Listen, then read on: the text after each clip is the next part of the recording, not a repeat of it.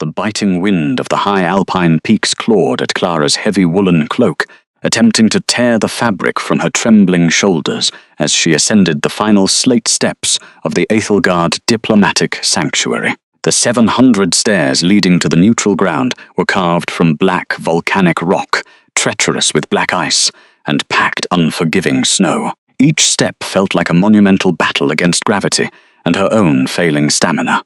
Step 512, step 513. Her boots, worn thin at the soles from months of harsh living, slipped on the slick stone, forcing her to drop to one knee. The sharp edge of the rock bit through the heavy wool of her trousers, scraping her skin, but she did not cry out. She simply planted her hands on the freezing step above her, drew a ragged breath of thin metallic mountain air, and forced herself upward again. The cold up here was an absolute physical entity. It did not simply chill the skin, it sank past muscle and sinew, settling deep into the marrow of the bone like jagged splinters of ice. But the exiled queen did not shiver. Over the past 6 months of her secret banishment, she had mastered the agonizing art of freezing from the inside out. The brutal temperature of this neutral ground was nothing compared to the hollow, gnawing ache that had taken up permanent residence in her chest since the day she left the royal court. With a numb, frost-bitten hand, she pressed the thick leather satchel closer to her abdomen. Inside rested the severance scroll. It was a heavy, ancient parchment bound in black ribbon, containing the official administrative decree that would formally dissolve her mating bond to Alpha King Lorcan Valerius. But her protective gesture was not for the document. Beneath the rough layers of her tunic, hidden from the harsh world by thick wool, and layers of carefully cultivated scent-masking herbs, a second heartbeat fluttered. It was rapid and fragile, a frantic rhythm that mirrored the fluttering of a trapped bird. It was the only source of warmth left in her freezing world, the child. His child, a hidden heir possessing the royal bloodline of the Lycan sovereign, a secret that could plunge the entire continent into a bloody civil war if discovered. Carrying this pup was draining her life force, demanding energy she barely possessed, yet it was the only reason she had survived the brutal northern winter. Every morning she ground dried wolfsbane, bitter ash, and mountain mint into a paste, rubbing it over her pulse points to brutally suppress the sweet, milky scent of a pregnant omega. It burned her skin, but it kept her hidden. The bonding ceremony was supposed to be the beginning of everything. Instead, it had become the catalyst for her quiet destruction. Driven out by whispers, poisoned court politics, and the forged ledger declaring her barren, Clara had chosen a dignified silence over a desperate, begging plea. She had not wept when the court advisers sneered at her supposed infertility, nor had she broken when Arbiter Malachor Sterling presented the falsified documents to the assembly. She had simply removed her silver diadem, laid it gently on the velvet cushion, and walked out of the heavy mahogany doors without a single backward glance. Because begging wouldn't have changed the outcome, and she refused to let them see her break. She had walked away, carrying the greatest secret of the Empire, seeking refuge in the unforgiving northern borderlands. Now returning to finalize the severing of her soul, the sheer physical exhaustion of her condition threatened to drag her to her knees. Every breath she drew was laced with frost and the metallic tang of ozone burning her lungs, yet she forced her boots to keep moving forward. At the massive iron-wrought doors of the neutral stronghold, a tall figure clad in the heavy steel plates of the neutral guard stepped forward to intercept her. Captain Kenneth Jackson stood like a silent sentinel against the blizzard. He was the commander of the Aethelgard forces, a warrior sworn to uphold the strict, violent peace of the assembly, but over the last brutal winter, he had also become her reluctant neighbor and sole protector in the remote cabin she had claimed. His armor was scarred from years of border skirmishes, the plates coated in a thin layer of frost. A heavy fur pelt draped over his broad shoulders offered the only spot of visual warmth in the desolate landscape. "You look like you are about to collapse into the snowdrift, Clara," Kenneth rasped, his voice a low, gravelly rumble that barely carried over the howling wind. He stepped into her path, his massive frame breaking the brunt of the gale. He reached out a gauntleted hand, hovering just inches from her arm, respectfully offering support without breaking the strict physical boundaries of a mated female. Over the past 6 months, he had been the one to leave chopped firewood at her door. He had been the one to patrol the perimeter of her isolated cabin when the rogue packs howled too close in the dead of night. He knew she was running from something massive, though he had never pressed her for the truth of her identity. "I am perfectly right, Captain," she murmured. Her tone was stripped of all emotion, a flat, calm surface that betrayed nothing of the exhaustion threatening to snap her spine in two. The guardsman narrowed his storm-grey eyes, scanning her pale face. He noted the dark, bruised shadows beneath her lower lashes and the tight, white-knuckled grip she maintained on her satchel. "He is already inside. The Alpha King arrived an hour ago with his royal retinue. The entire mountain shook when his carriage breached the perimeter. He has torn apart 3 rogue camps in the valley, just trying to find a trace of your scent. If you want to turn back, if you need more time, I can declare a medical delay. You do not have to face him today. I have the authority to bar the doors of the sanctuary. A delay only prolongs the decay of the bond," the young woman replied quietly, staring at the intricate ironwork of the massive doors. The golden thread of magic that tethered her soul to Lorcan had been stretched across hundreds of miles for half a year. It was a constant, searing friction in the back of her mind, a phantom limb that burned with every passing hour, whispering of his sudden spikes of anger, his terrifying, destructive despair. She had spent months building mental walls of black ice to block the connection, but the ancient power was stubborn and cruel. "I came here to end the bleeding, Kenneth. I will not turn back now. It has to be finished." With a heavy sigh that plumed in the frigid air, the commander nodded curtly. "He is volatile, Clara. Whatever you intend to do in there, do it quickly." He signaled to the 2 sentries flanking the entrance. The massive iron doors groaned in protest as they were pushed inward, revealing the cavernous, stone-carved belly of the diplomatic hall. The sudden absence of the screaming wind was jarring. The interior of the ancient fortress was a vast, echoing chamber hewn directly from the living rock of the mountain. Torches bracketed the dark walls, casting flickering, amber shadows across the polished granite floor. The air inside was heavy, thick with the scent of melting wax, old dust, and the suffocating pressure of raw, concentrated authority. In the center of the great room stood the Echo Basin. It was a massive, circular altar carved from pale moonstone, its surface filled to the brim with liquid silver. The metallic fluid seemed to possess a life of its own, rippling slightly despite the absence of any breeze, glowing with a soft, ethereal luminescence that cast strange reflections on the vaulted ceiling. This was the artifact of unbinding. The administrative laws of the Lycan monarchy dictate that any severing of a royal bond be witnessed by the Silver Waters, ensuring that the magic was neutralized without causing fatal psychological shock to either party. Standing near the basin, dressed in the immaculate, sweeping crimson robes of the council, was Arbiter Malachor Sterling. He was the architect of her downfall. His silver hair was slicked back, his posture radiating a smug, untouchable confidence that made Clara's stomach turn. His long skeletal fingers were adorned with heavy rings of office, each gemstone a testament to the political influence he had hoarded over the decades by crushing those weaker than him. When his dark, reptilian eyes locked onto Clara, a thin, patronizing smile curled the edges of his mouth. "Ah, the wandering Luna has finally graced us with her presence," Malachor purred, his voice dripping with venomous courtesy. The sound sent a spike of pure, instinctual hatred through Clara's veins, making her inner wolf snarl against the cages of her control. She remembered the terrified, averting eyes of Gideon Thorne, the royal apothecary, when he handed over the forged ledger to the council. He had been a man broken by the Arbiter's blackmail, forced to declare her permanently barren in front of the entire court. She didn't know the full extent of the Arbiter's treachery back then. She didn't know he had systematically manipulated the medical documents to force a new dynastic alliance with a rival pack. And she definitely didn't know that the very symptom of her supposed infertility was actually the ancient magic of her unborn child, masking its own existence to survive the hostile environment of the court.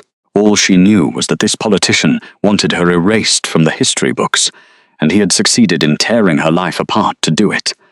Clara did not rise to the bait. She kept her chin level and her spine straight, refusing to offer him the satisfaction of her anger. Walking with measured, deliberate steps, her boots echoing softly against the granite, she approached the obsidian table set beside the basin. She unclasped her satchel, withdrew the severance scroll, and laid the heavy parchment on the polished stone surface. The black ribbon unfurled like a dying snake. "The document is signed and sealed with my blood." "Arbiter," she stated, her tone as cold and brittle as winter ice. "Read the terms. Validate the ink. Let us conclude this administrative theatre so I can leave this mountain." The older man's smile faltered for a fraction of a second, clearly disappointed by her lack of tears. He had expected a broken, weeping Omega pleading for mercy, desperate to reclaim her position. Instead, he was faced with a fortress of absolute frost. He reached out, his fingers tracing the edge of the parchment. "Very well. The terms of the dissolution are standard. You forfeit all claims to the royal vaults, you relinquish the title of Luna, and you accept permanent exile in the neutral territories. Once the Alpha King applies his signet, the bond will be formally shattered." Before Malachor could finish his gloating assessment, the atmosphere in the chamber violently imploded. It was not a sound, but a crushing atmospheric pressure that slammed into the room, driving the oxygen from the air. The flickering torches lining the walls suddenly flared, turning from warm amber to a blinding hostile white. The ambient temperature of the hall plummeted to a freezing degree, yet Clara's skin erupted in a sudden, unbearable heat. The heavy oak doors at the far end of the chamber were violently thrown apart, the iron hinges screaming in protest as they crashed against the stone walls. Alpha King Lorcan Valerius stepped over the threshold. He was a nightmare of lethal grace and sovereign power. Dressed in the dark, tailored leathers of his battle armor, he looked less like a monarch attending a diplomatic signing, and more like a warlord stepping onto a blood-soaked battlefield. The heavy wolf fur mantle draped over his broad shoulders was dusted with fresh snow, proving he had ridden hard through the storm rather than taking a comfortable carriage. His face was a chiseled mask of merciless stone, his jaw locked, his lips pressed into a thin, bloodless line, but it was his eyes that stole the oxygen from Clara's lungs. They were a vivid, terrifying shade of molten gold. The irises were swirled with the agitated, violent energy of a lichen beast, dangerously close to breaking the surface. The moment the sovereign crossed into the hall, the dormant golden thread inside Clara's chest snapped violently to life. It was no longer a dull ache. It was a roaring river of liquid fire pouring straight into her heart. The heavy, intoxicating scent of cedar, dark earth, and rain-soaked pine washed over her, completely overriding the sterile smell of the sanctuary. It crawled into her lungs, seeping into her bloodstream, forcing her pupils to dilate as the primal instinct screamed at her to submit to her mate. Beneath her heavy tunic, the tiny secondary heartbeat kicked frantically in response to its father's overwhelming proximity. The unborn pup, carrying the aggressive, dominant blood of the Alpha King, recognized the royal aura instantly. Clara had to lock her knees to keep from collapsing, digging her fingernails so deeply into the palms of her hands that the skin nearly broke. She forced her breathing into a slow, shallow rhythm, desperately pushing the scent-masking herbs to their absolute limit. If Lorcan caught even a single hint of the sweet, milky scent of a pregnant Omega, he would tear the entire mountain apart. Lorcan did not look at the royal guards lining the walls. He treated Arbiter Malachor Sterling with the same disregard one might afford an insect on the floor. His molten gaze locked exclusively onto Clara, with the devastating force of a physical blow. He stopped 10 paces from the echo basin, his massive chest rising and falling in slow, controlled increments, as if he were fighting a brutal war inside his own ribcage. The king looked exhausted, the dark shadows beneath his eyes speaking of countless sleepless nights, yet his aura projected nothing but absolute crushing dominance. Alpha King, Malachor greeted, dipping into a shallow, practiced bow. The politician's voice was the only sound in the suffocating silence. "The Lady Vance has presented the severance scroll. Her signature has been verified. The blood seal is intact. We require only your signet ring and your verbal confirmation to conclude the dissolution." Lorcan did not acknowledge the older man. He stood perfectly still, his eyes cataloguing every detail of his wife's appearance. He took in the faded, threadbare quality of her cloak, the stark pallor of her cheeks, the rigid, unnatural stillness of her posture. He stared at the bruised bags under her eyes, the sheer physical depletion radiating from her small frame. When he finally spoke, his voice was a low, resonant rumble that vibrated through the stone floor and settled directly into Clara's bones. It was a voice that commanded armies, a voice that had ordered executions without a tremor, yet beneath the frost there was a ragged, almost imperceptible edge of raw agony. "You look tired, Clara." The sheer audacity of the observation, the quiet, intimate familiarity of it, felt like a physical slap. The fallen Luna lifted her chin, her storm-grey eyes meeting his burning gold, fighting the desperate urge of her wolf to bare her neck. "The journey from the borderlands is long, Alpha King. If you would be so kind as to press your ring into the wax, I can return to my rest." A muscle feathered in Lorcan's jaw. The air around him grew heavier, the scent of cedar sharpening into the metallic tang of impending violence.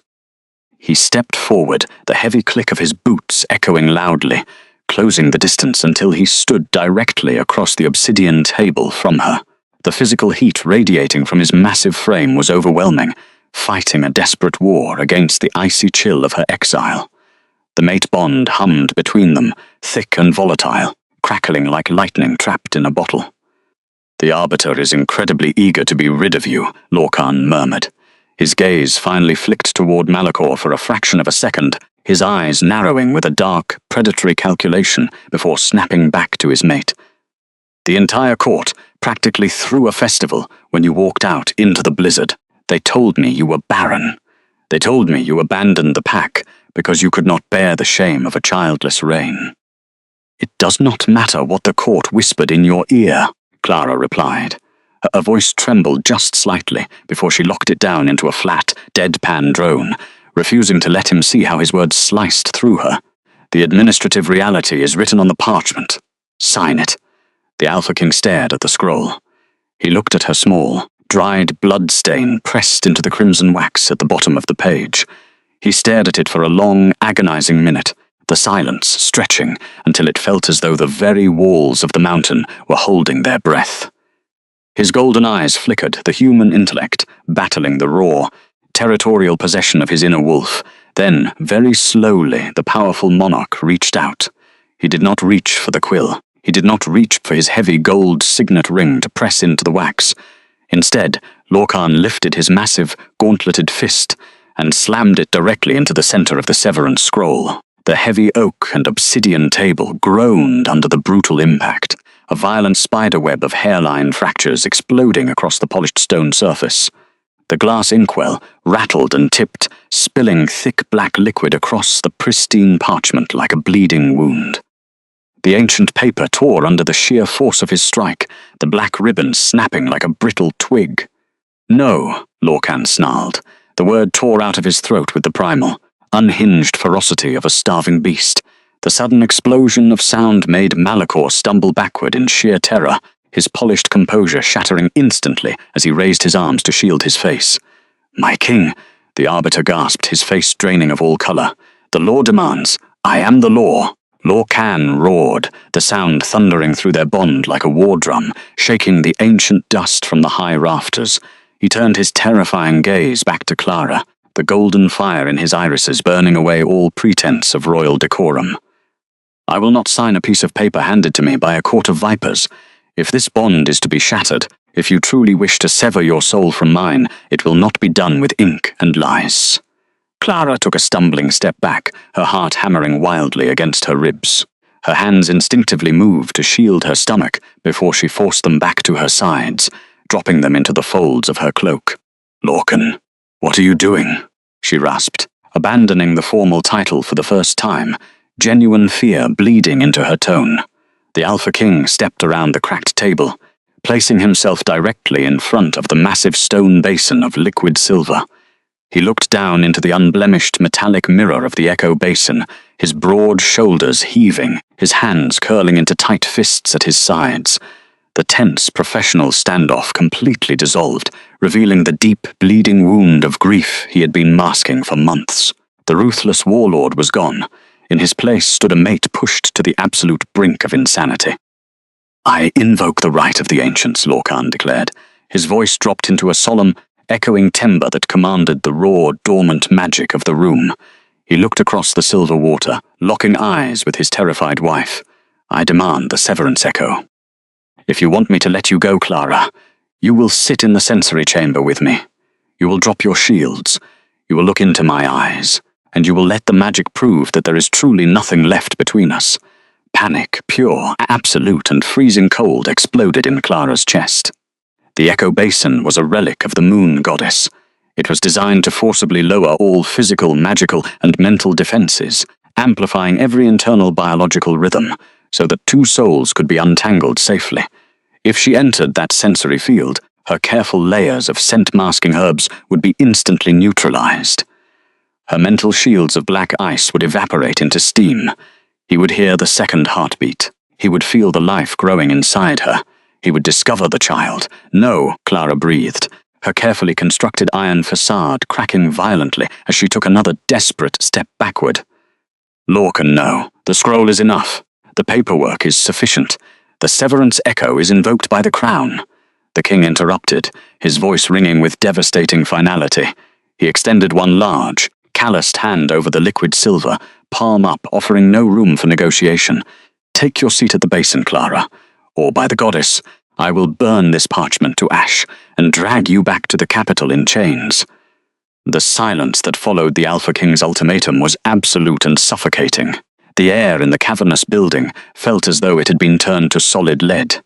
Clara stood frozen, her breath caught painfully in her throat, her storm-grey eyes locked with the blazing, unhinged molten gold of her husband's gaze. Lorcan's massive hand remained outstretched over the Echo Basin, a silent, lethal invitation that promised utter destruction if she refused. She didn't know if he was bluffing. She didn't know if he truly possessed the madness required to burn a neutral diplomatic sanctuary to the ground just to drag her away. And she definitely didn't know how long she could keep her knees from buckling under the sheer, oppressive weight of his royal aura. All she knew was the sudden, terrifying flutter of the tiny life inside her womb, kicking frantically against her ribs as if sensing the overwhelming danger of the Petita, standing just feet away. Arbiter Malachor Sterling, having recovered a fraction of his composure, stepped forward, his crimson robes rustling sharply against the granite floor. "Alpha King," the older man hissed, his voice a reedy, desperate attempt to reclaim authority over the proceedings. "The severance echo is an archaic ritual. It has not been used in centuries. The administrative laws of the sovereign crown, the medical ledgers from Apothecary Gideon Thorne are sealed and absolute." Lorcan did not even turn his head. He did not raise his voice. He simply shifted his gaze slightly, the molten fire in his irises pinning the arbiter in place like a spear through the chest. "Speak again, Malachor," the sovereign rumbled, his voice dropping to a terrifying guttural growl that vibrated through the stone floor. "And I will tear your tongue from your throat and feed it to the ravens outside these doors. This is a matter of the soul. The law of the goddess supersedes the ink of corrupt politicians." The arbiter swallowed hard, his face pale, retreating a full 3 steps back into the shadows. Clara's heart hammered against her ribs, a frantic bruising rhythm. She cast a desperate, fleeting glance toward the heavy iron-wrought doors. Captain Kenneth Jackson stood there, his hand resting on the hilt of his broadsword. The commander's storm-grey eyes were dark with conflict, his jaw clenched tight. Over the last 6 months, he had protected her cabin from rogues and blizzards, but he was a soldier of the sanctuary. If he drew steel against the king, Lorcan's royal guard would slaughter every neutral sentry in the hall within seconds. A bloodbath would not save her secret. Kenneth gave her a microscopic, agonizing shake of his head. He could not stop this. No one could. She was completely cornered. Clara looked back at the Echo Basin. The massive, circular altar of pale moonstone seemed to mock her, the liquid silver within its bowl, rippling with an ethereal, hungry luminescence. The ritual was designed to strip away every defense, every lie, and every physical barrier between two mated souls, so they could be safely untangled. It would expose the agonizing truth she had bled to protect.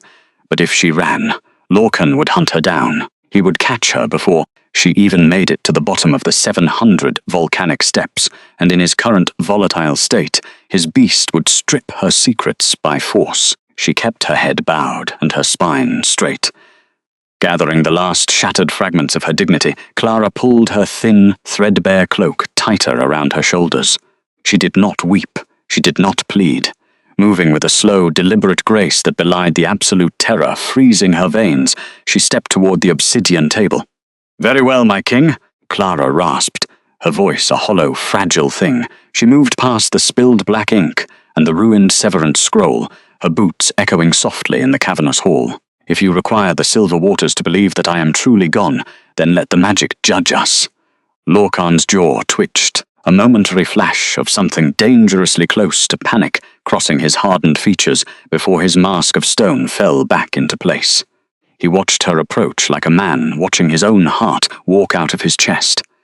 He pulled out the heavy moonstone chair on his side of the basin, the stone scraping against granite, with a sound that set Clara's teeth on edge. She took the seat opposite him. The surface of the moonstone chair was freezing, the chill immediately seeping through her heavy wool trousers, but it was nothing compared to the cold dread sitting in her stomach. Between them, the surface of the echo basin shimmered, casting a pale, ghostly light upward, illuminating the harsh, exhausted angles of Lorcan's face. Up close, the physical devastation of his grief was undeniable. The dark circles under his eyes were bruised and purple, his skin pale, his normally immaculate leather armor scuffed and smelling of ozone, dried blood, and absolute desperation. "Place your hands in the water," Lorcan commanded softly. His voice, this close, was different than it had been when he was threatening Malachor. It was lower, quieter, stripped of the royal authority, leaving only a rough, desperate edge that she did not know how to read. Clara hesitated. Her fingers were trembling. The scent-masking paste, ground wolfsbane, bitter ash, and mountain mint, was rubbed thick into her wrists, her neck, and her collarbones. The moment the silver water touched her skin, the magic would dissolve the herbs. The sweet, milky scent of her pregnancy would bloom into the air. The secondary heartbeat would echo through the chamber. She closed her eyes, offering a silent, desperate prayer to the moon goddess for her unborn child, and slowly lowered her hands into the echo basin. The liquid silver was impossibly warm. It did not feel like water. It felt like liquid silk, heavy and electrically charged. A sharp gasp tore from Clara's lips as the magic immediately latched onto her skin. Lorcan submerged his hands a second later, his large, calloused fingers stopping just inches from hers beneath the metallic surface. He closed his eyes, his chest expanding as he drew a deep, ragged breath, and he released his royal aura directly into the basin. The ritual began. The liquid silver suddenly began to rise. It did not spill over the edges of the moonstone altar. Instead, it defied gravity, crawling upward into the air in delicate, glowing tendrils. The metallic droplets floated between them, swirling and connecting to form a translucent, shimmering dome of silver mist that encapsulated Clara and Lorcan, completely isolating them from the rest of the grand chamber.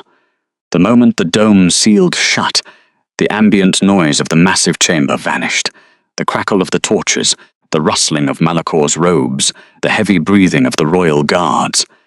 Everything was erased, replaced by an absolute, terrifying silence. The sensory-neutral chamber had been activated. In this space, the external world ceased to exist. There was only the magic, the bond, and the truth. Clara felt the shift immediately. The air inside the dome grew heavy, thick with the concentrated power of the ancient relic. The temperature dropped to an absolute zero, stripping away the physical sensation of her clothing, the biting chill of the mountain, and the ache in her bones. The sensory deprivation was designed to calm the mind, to prepare the soul for the agonizing process of unbinding. But for Clara, it was a countdown to exposure. Beneath the surface of the silver water, the magic went to work. Clara felt a sudden, sharp, burning sensation blooming across her pulse points. The water was aggressively scrubbing away the unnatural elements clinging to her body. The bitter ash and mountain mint dissolved into the silver, sending tiny ripples of black contamination through the glowing liquid. The wolfsbane paste, which she had meticulously applied every single morning for 6 months to suppress her omega nature, melted away like snow under a blazing sun. She panicked, trying to pull her hands back, but the silver liquid had grown heavy, acting like a magnetic vice that held her wrists gently but firmly in place. "No," she breathed, the word barely a whisper in the absolute silence of the dome. Lorcan's golden eyes snapped open. He stared at her through the swirling silver mist. His pupils dilated so wide they nearly swallowed his irises. The bond snapped into place like a key turning in a lock. For 6 months, Clara had built towering walls of black ice in her mind, shutting out the golden thread that tethered her soul to his. She had endured the phantom friction, the burning ache of the severed connection, relying on distance and sheer willpower to keep him out. But the Echo Basin was older and stronger than her resolve. The silver magic surged up her arms, finding the cracks in her mental fortress, and violently shattered the ice. The golden thread of their mate bond, dormant and starving for half a year, suddenly exploded into a roaring river of liquid fire. Clara gasped, her back arching off the moonstone chair as the sheer, agonizing force of the connection slammed into her chest. It was not a gentle reunion. It was a violent collision of 2 starved souls finding each other in the dark. The physical heat of his aura rushed through the golden thread, washing over her freezing, depleted body like a tidal wave of molten lava.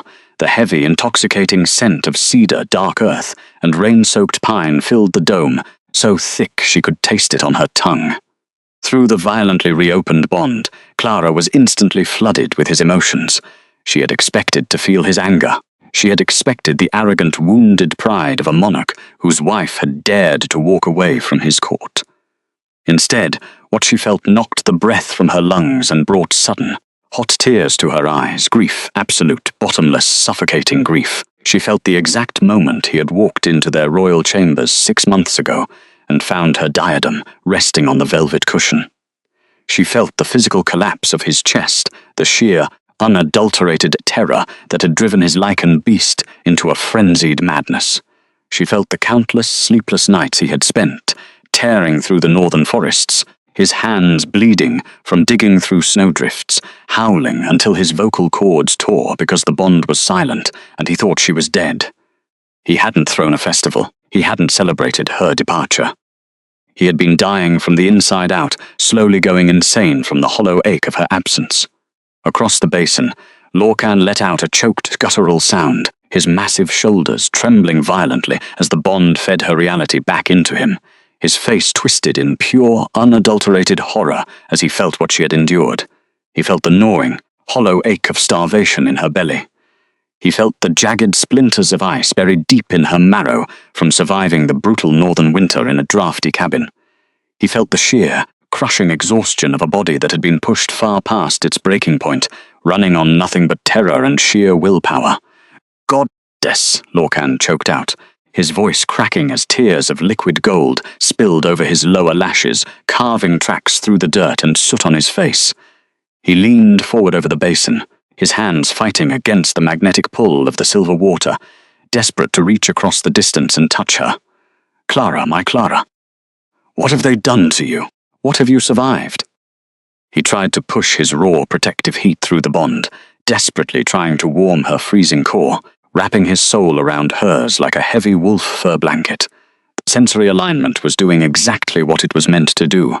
It was laying their truest, most vulnerable states bare.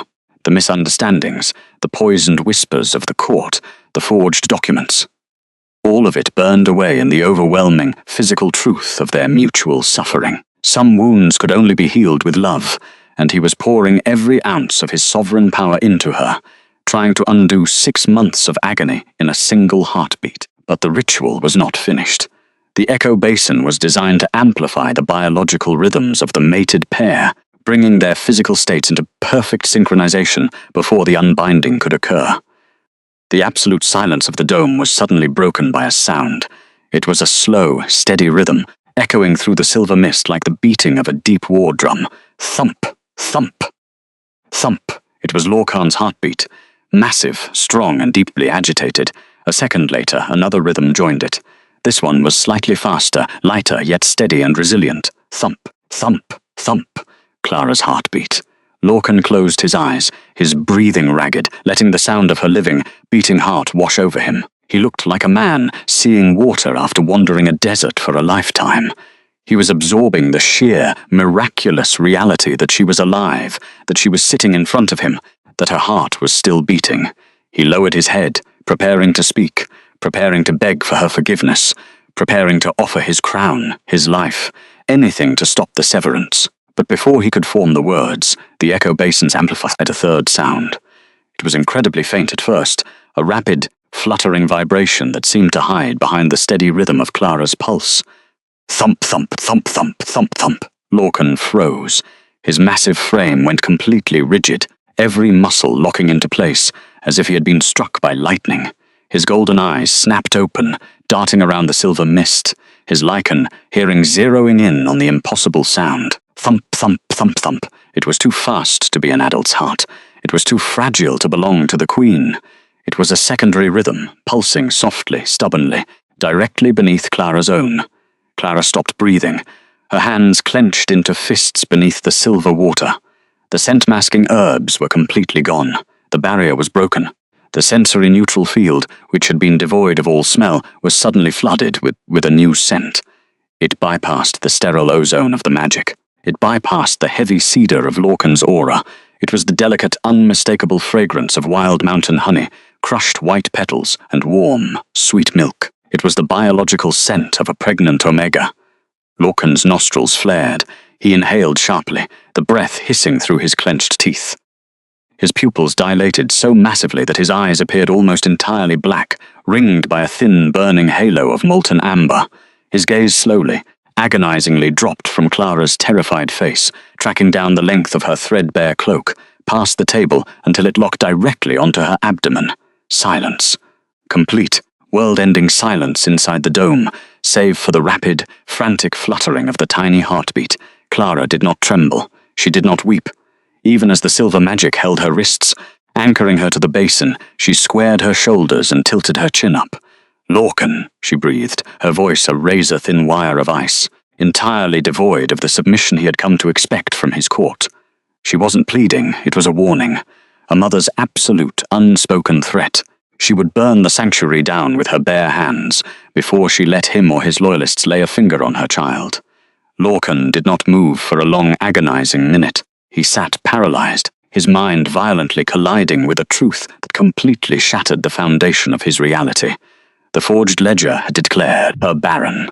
The royal apothecary, Gideon Thorne, had stood before the entire court and sworn on his life that Clara Vance's womb was empty, that she could never bear the royal heir.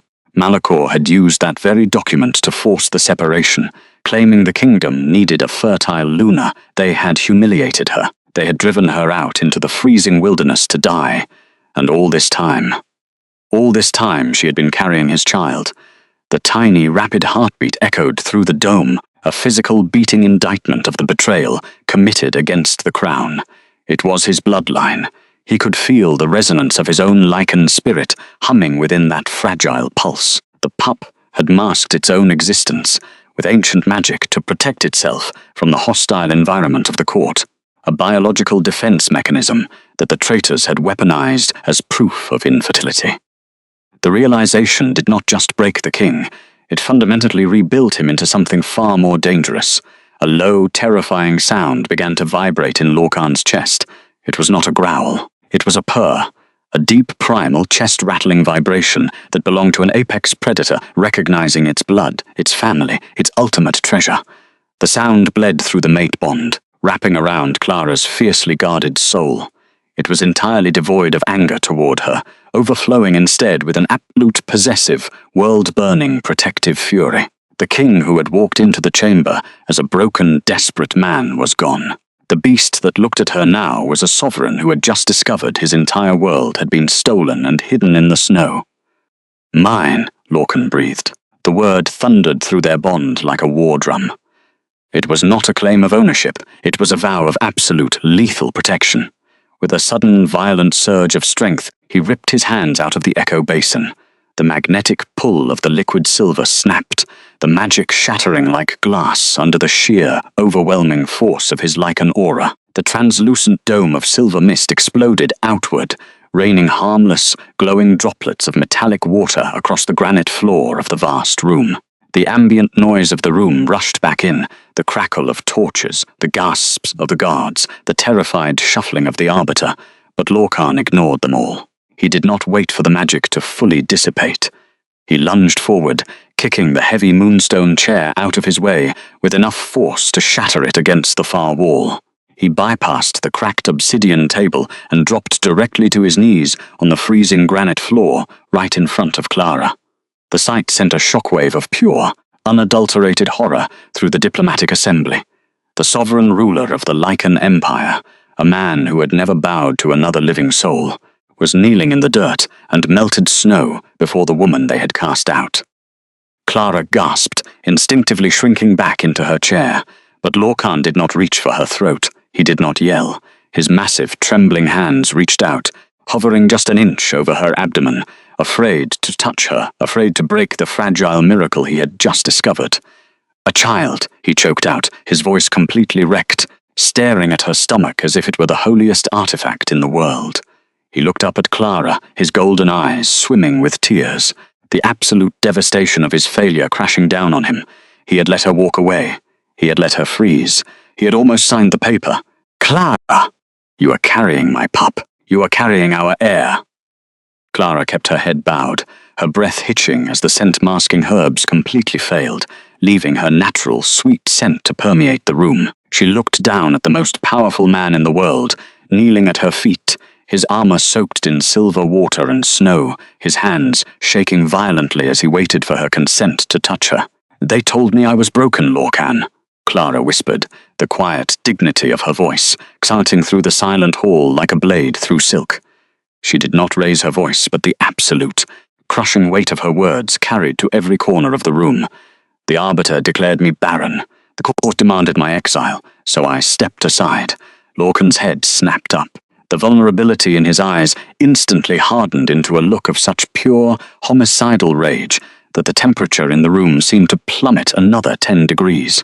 His gaze slowly turned away from Clara, looking over his shoulder toward the far end of the great hall. Malachor was already backing toward the exit, his face the color of chalk, realizing that the sensory ritual had just exposed the greatest treason in the history of the Lycan court. The sensory-neutral barrier was gone. The heavy, undeniable fragrance of wild mountain honey, crushed white petals, and warm, sweet milk cascaded out from the epicenter of the shattered dome, rolling over the freezing granite floor and washing over the entire assembly. The impact was immediate. In the observation tiers, allied alphas instinctively leaned forward, their nostrils flaring as their own inner beasts registered the sacred biological scent of a royal pregnancy. A chaotic tide of whispers and low, guttural growls erupted through the cavernous hall. They had all been told the queen was barren. They had all seen the official seals on the medical ledgers. Yet the air itself now condemned those documents as a treasonous lie. The older man stumbled, the heel of his boot catching on the hem of his crimson robes. He looked wildly around the room, reading the sudden, violent shift in allegiance in the storm-dark eyes of the assembly. The murmurs were swelling into a predator's snarl. "It is a trick," the Arbiter stammered, his reedy voice cracking in a desperate, trembling attempt to retain control of the narrative. He pointed a shaking, ring-heavy finger toward the shattered moonstone altar, his chest heaving with panic. "The liquid silver has been corrupted. The sensory magic is ancient, unstable. That scent is a manipulation, an illusion cast by a desperate Omega to undermine the administrative laws of the sovereign crown. The medical ledgers from Apothecary Gideon Thorne are sealed and absolute. Nobody moved to support him. The sheer physical reality of Lorcan's protective aura, a blazing, suffocating pressure of cedar and fire, pressed down on the room, crushing the breath from the lungs of anyone who dared to harbor doubt. The undeniable truth was already written in his posture, in the feral, possessive way his massive frame shielded his mate, and in the lethal promise radiating from his golden eyes. Lorcan slowly rose to his feet. He did not break eye contact with the traitor. The mate bond, now fully open and roaring with protective heat, settled around Clara like an impenetrable fortress of cedar and fire. He reached back, his large, warm hand gently gripping Clara's freezing fingers, anchoring her to him, promising that she would never feel the cold again. "Captain Jackson," Lorcan commanded, his voice deadly soft, yet carrying the absolute authority of a warlord preparing for slaughter. The captain immediately drew his broadsword, the steel singing sharply in the tense air. blocking the heavy iron doors and cutting off MacLeCor's escape. "My king, bar the doors of the sanctuary," Lorcan ordered, his molten gold eyes locking onto the trembling arbiter. "No one leaves this mountain alive until I see the original ledgers. I am going to find out exactly who tried to murder my queen and my heir." The heavy iron doors of the Grand Refuge slammed shut with a sound like a thunderclap, sealing the fate of everyone trapped inside. The colossal crossbar fell into place, the metallic boom vibrating through the soles of Clara's worn boots. Kenneth Jackson stood before the exit, his broadsword gleaming with a lethal silver edge, transforming the neutral ground into a locked royal tribunal. The chaotic tide of whispers that had erupted from the observation tiers abruptly died. The pack leaders, the council members, and the sanctuary guards all froze, the sheer suffocating gravity of the Alpha King's wrath pinning them to the stone floor. The ambient temperature in the great hall seemed to plunge. No one dared to breathe. No one dared to challenge the sovereign. Lorcan did not look at the heavy iron doors. He did not look at the trembling, chalk-faced arbiter backing into the shadows. The most terrifying predator in the Lycan Empire had eyes only for the fragile, exhausted woman standing before him. The adrenaline of the exposure was beginning to fade, leaving Clara's body violently trembling as the absolute zero of the mountain air rushed back to claim her. Her threadbare cloak was soaked from the shattered silver mist of the Echo Basin, clinging to her thin shoulders, offering zero protection against the biting cold. A low, vibrating rumble emanated from Lorcan's massive chest, a sound of deep instinctual distress that echoed off the high-vaulted ceilings. He moved with a speed that defied his heavy battle armor. In one fluid motion, the king unclasped the heavy obsidian black wolf fur mantle from his broad shoulders. It was a legendary pelt, imbued with the ancient magic of the royal line, practically radiating physical heat. He stepped into Clara's space, his towering frame completely shielding her from the prying, terrified eyes of the court, and wrapped the massive fur tightly around her shivering body. The contrast was staggering. The moment the heavy mantle settled over her shoulders, a wave of intense prickling warmth crashed into her freezing core. It smelled overwhelmingly of cedar, dark earth, ozone, and the fierce, protective musk of her mate. It was the scent of absolute safety. Clara let out a sharp, ragged gasp as the physical heat began to thaw the jagged splinters of ice buried deep in her marrow. For 6 months she had endured a hollow, gnawing ache, surviving on nothing but terror and sheer willpower. Now, surrounded by his aura, her muscles involuntarily collapsed. The rigid, unnatural stillness she had maintained to survive the brutal northern winter finally broke. Lorcan caught her before her knees could hit the granite floor. His large, calloused hands gripped her waist with a desperate, agonizing gentleness, as if she were made of spun glass. He pulled her flush against his armored chest, burying his face in the crook of her neck. He inhaled deeply, pulling the delicate, unmistakable fragrance of wild mountain honey and warm milk straight into his lungs, letting the reality of her survival anchor his fractured mind. Through the roaring river of liquid fire that was their restored mate bond, he poured every ounce of his sovereign power into her, commanding her shivering to stop, commanding her blood to warm, desperately trying to heal the physical devastation he had allowed to happen. "I have you," the monarch rasped against her skin, his voice thick with unshed tears and a raw, bleeding devotion. "I have you, Clara. You will never feel the cold again. I swear it on my soul." Clara rested her forehead against the cold, scuffed leather of his breastplate, her breath hitching as the frantic fluttering of the secondary heartbeat in her womb began to slow. The unborn pup, previously terrified by the harsh environment and the overwhelming magic, recognized the impenetrable fortress of its father's embrace and finally settled into a calm, rhythmic thumping. The physical relief was so profound it brought hot tears to her eyes, though she refused to let them fall. She kept her chin level and her spine straight beneath the heavy fur, drawing strength from the steady, massive thumping of Lorcan's heart. With his mate secured against his side, Lorcan slowly turned his head to address the frozen assembly. The tender, desperate lover vanished in the blink of an eye, instantly replaced by a warlord demanding blood. The ambient temperature of the hall plummeted once more, the torches flickering violently as his Lycan beast pushed its dominance outward. Arbiter Malachor Sterling, Lorcan said, the absolute stillness of his tone infinitely more terrifying than a roar. He used the older man's full title like a curse. You stood before my throne and handed me a medical ledger bearing the royal seal. You swore upon the moon goddess that the Lady Vance was permanently barren. You weaponized the administrative laws of succession to force a dissolution. The politician was sweating profusely despite the freezing air, his crimson robes looking suddenly too large for his shrinking frame. He pressed his back against the stone wall, his eyes darting frantically toward the observation tiers, looking for any ally among the rival packs he had secretly courted. My king, the diagnostic report was genuine.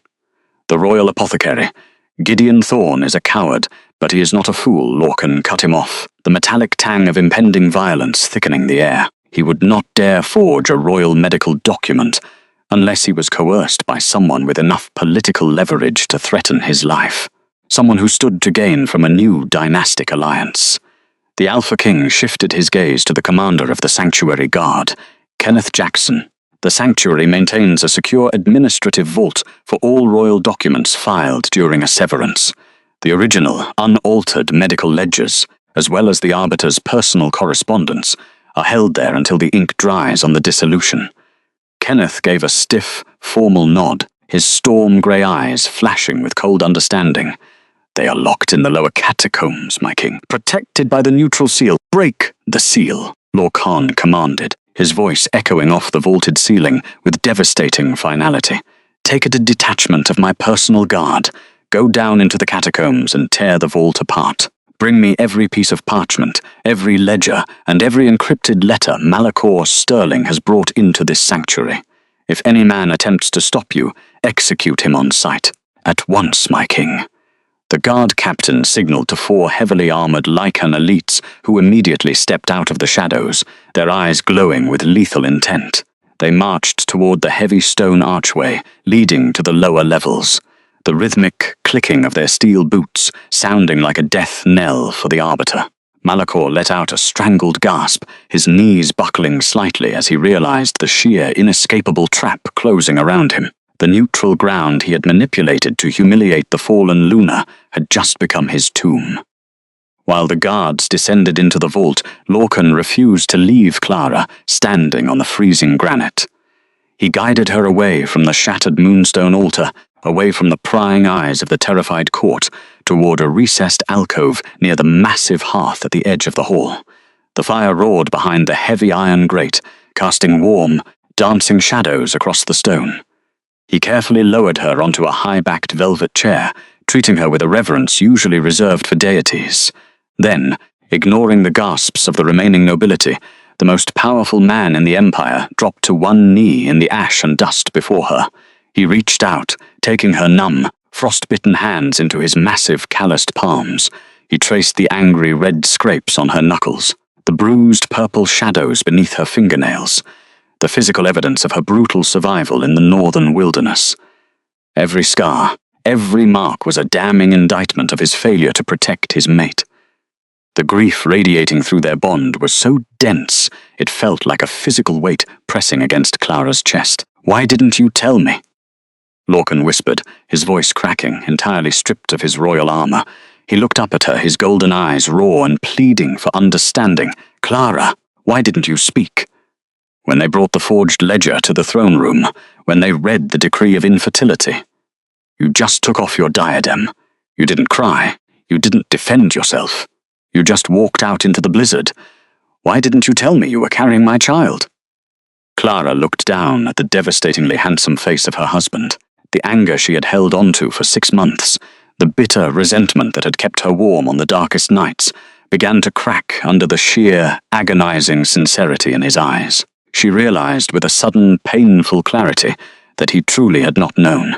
He had been blinded by the laws of his court, manipulated by a council he had trusted to manage the empire while he fought border wars.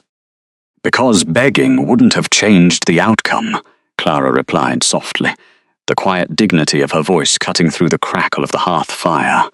She did not look away. "You are the sovereign of the Lycan Empire, Lorcan. You needed an heir to secure the borders. When the Arbiter presented the falsified documents, I saw the look in your eyes. I saw the absolute devastation when you looked at the empty nursery. The court whispered that I was a parasite, a broken omega feeding off the glory of the royal seat. She pulled one hand free from his grip and rested it gently over her abdomen, over the tiny rapid heartbeat of their pup.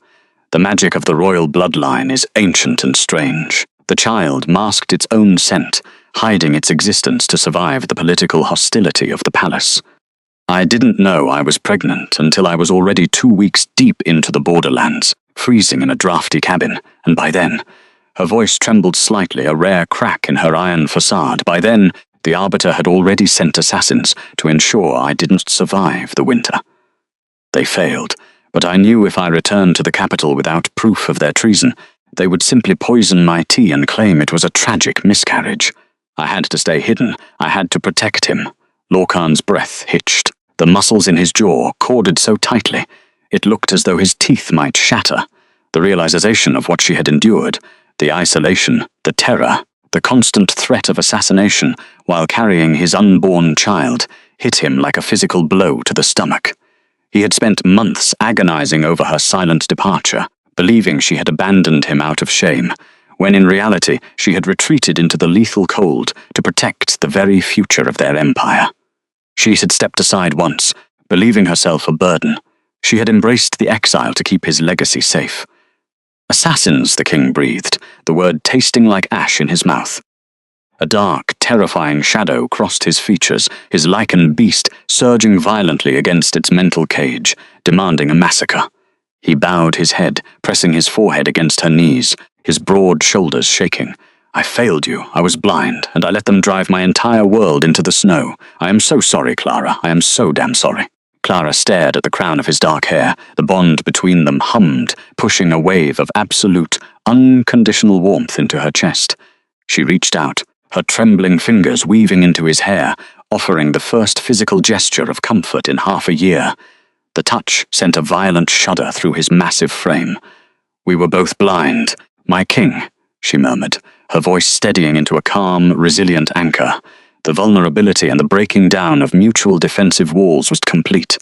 She was no longer the exiled, broken Luna. She was a mother who had survived the absolute worst the world could throw at her, and she had emerged entirely unbroken. But the snow is melting, and the truth is no longer hidden. A heavy metallic crash echoed from the far end of the great hall, shattering the quiet intimacy of their alcove.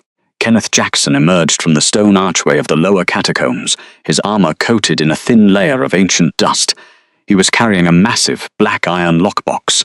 Behind him, the 4 Lycan elites marched in perfect unison, their expressions carved from stone. The captain crossed the vast expanse of the granite floor and set the heavy box directly on the cracked obsidian table, right beside the ruined Severance scroll. The administrative vault has been breached, my king, Kenneth announced, his gravelly voice carrying to the farthest corners of the observation tiers.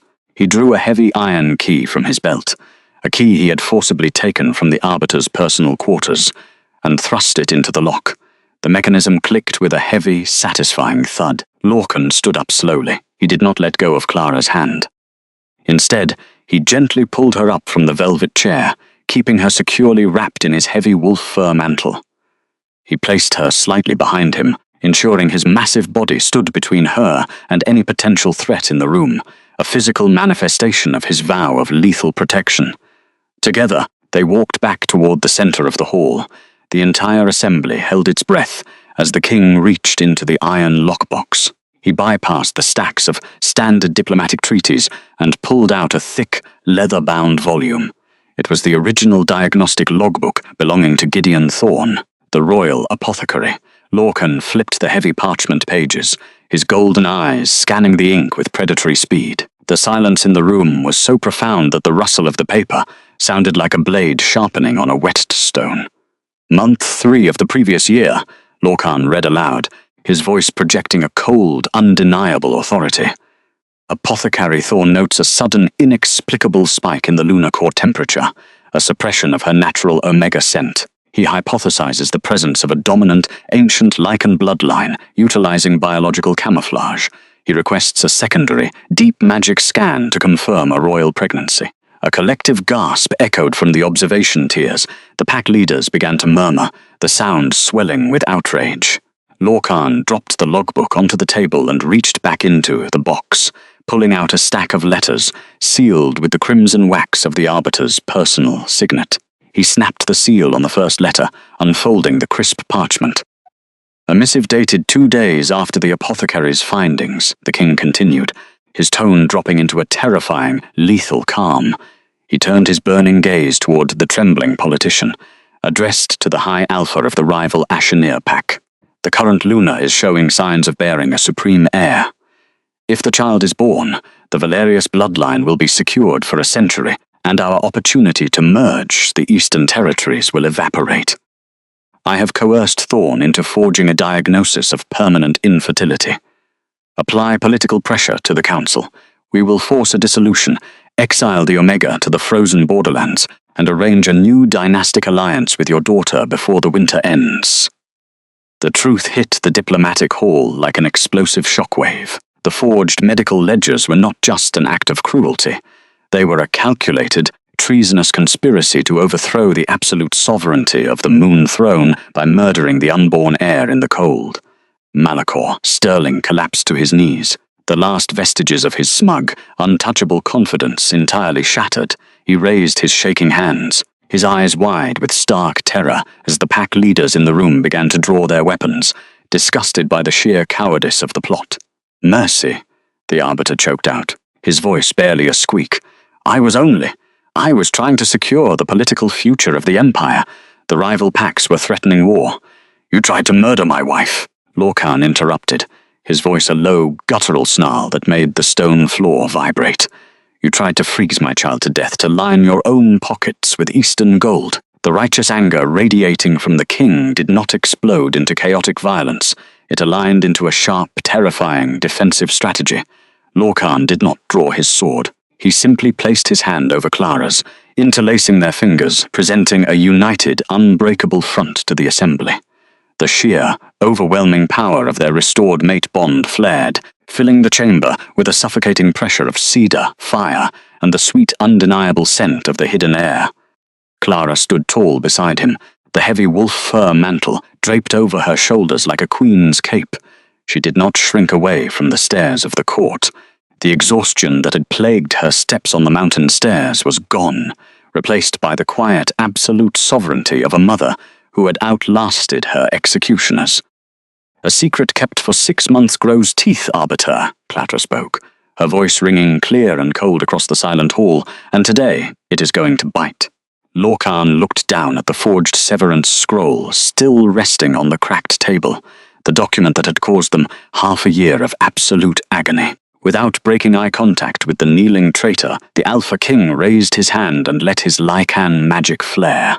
The ancient parchment violently burst into golden flames, turning to ash in the span of a single heartbeat, forever destroying the lie that had driven them apart. The golden flames consuming the severance scroll did not burn like ordinary fire. They were not born of flint and steel, but forged from the ancient, terrifying purity of the royal Lycan bloodline. The intense, localized heat radiating from the burning parchment did not merely singe the air. It created a physical shockwave of raw magical dominance that illuminated every shadowed, vaulted corner of the vast assembly. Clara watched, her breath shallow, as the heavy parchment curled and blackened. The heavy crimson wax seal, a symbol that had dictated her permanent exile and the supposed death of her lineage, began to bubble violently. It melted into an unrecognizable, bleeding puddle on the cracked surface of the obsidian table, dripping down the edges like slow, dark tears. The distinct, heavy scent of burning ash, sharp atmospheric ozone, and scorched lies flooded the cavernous hall, entirely overpowering the sterile, dusty smell of the neutral ground. In the span of a single heartbeat, the administrative death sentence that had haunted her for half a year was reduced to a scattering of grey dust. As the final ember of the scroll turned to ash, a violent, invisible magical backlash rippled outward from the table. The document had been bound by the personal authority and life force of the Arbiter. By destroying it with sovereign fire, the king did not merely annul the administrative decree. He completely shattered the magical mandate of the politician who had dared to forge it. Malachor let out a wet, agonizing shriek that tore through the silence of the hall. He collapsed fully onto his stomach against the freezing granite floor, his luxurious crimson robes tangling around his frail limbs. He clutched his chest as the heavy silver rings of his office, artifacts passed down through generations of the council, imbued with centuries of accumulated administrative magic, suddenly glowed with a white-hot, blinding intensity. The metal hissed and seared against his frail skin, burning the flesh of his fingers before violently cracking apart in a series of sharp, explosive snaps. The precious gemstones, once symbols of his untouchable wealth and status, shattered into 1,000 pieces, sending razor-sharp fragments skittering across the polished stone. The traitor's sacred connection to the council's magic was brutally, permanently severed in an instant. He was left gasping for thin air, his lungs burning, reduced to a powerless, broken old man, drowning in the horrific consequences of his own treason. The silence that followed this brutal display of sovereign magic was absolute. It was a heavy, suffocating pressure, far denser than the leaden clouds of the blizzard raging outside the mountain's peak. The chaotic, buzzing whispers of the observation tiers had been entirely extinguished. Hundreds of elite pack leaders, seasoned frontier warriors, and cunning politicians stood completely paralyzed, their breaths caught in their throats, their eyes wide with sheer, primal terror. They had traveled to the neutral ground expecting a quiet, tragic administrative procedure.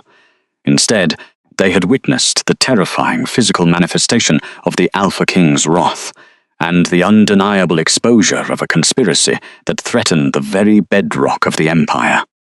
Beneath the immense weight of the obsidian-black wolf fur mantle, Clara's physical state was undergoing a profound cellular transformation.